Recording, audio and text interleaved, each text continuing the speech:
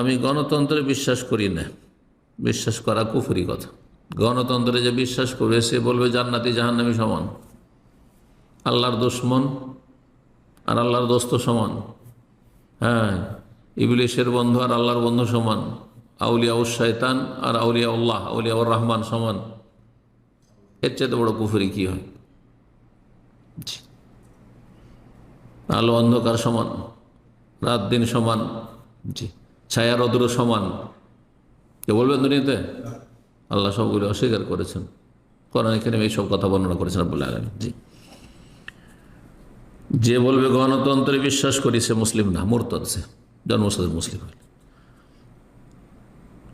কেউ নিরুপায় হয়ে কোনো কিছুতে লিপ্ত হয়ে যাচ্ছে, যদি সে সত্যি নিরুপায় হয় তাহলে আল্লাহ জানছেন যে আসলে কি নিরুপায় না শখ করে যাচ্ছে।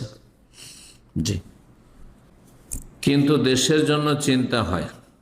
দেশের জন্য চিন্তা হইলে আপনি ভালো মানুষ হবেন, আপনি দেশের মানুষকে ভালো করবেন। দেশের মানুষ ভালো হয়ে গেলে আল্লাহর রহমত নেমে আসবে। আর এসব কাফেরদের মানবরচিত সমাধান দিয়ে কখনো দেশের কল্যাণ হবে না, দেশের মানুষের কল্যাণ হবে না। যে কোনো দেশের ক্ষেত্রে বলছি এটি। বাংলাদেশের বর্তমান পরিস্থিতিতে যদি গণতান্ত্রিক নির্বাচন হয়ে থাকে তাহলে বিএনপি ক্ষমতায় যাতে না আসতে পারে এই নিয়তে কি জামাত ইসলামকে ভোট দেওয়া যাবে? এরাও গণতন্ত্রে বিশ্বাসী, ওরাও গণতন্ত্রে বিশ্বাসী। এরা শুধু ওর সাথে ইসলামিক নামটা লাগিয়ে নিয়েছে। মদ দুইজনই খায়, একজন বলে আমি ইসলামী মদ খাই, আর আরেকজন বলছে আমি জেনারেল মদ খাই। আমি কথা বলছেন না? জি, আল্লাহ হেফাজত করুন। বলে এ বেশি ধোকাবাজ, যে বলছে আমি তো ইসলামিক মদ খাই, আমি তো অসুবিধা নেই আমারটাতে, আপনার তোমারটা তো অসুবিধা, তুমি কেন অন ইসলামিক মদ খাচ্ছ, তাই না?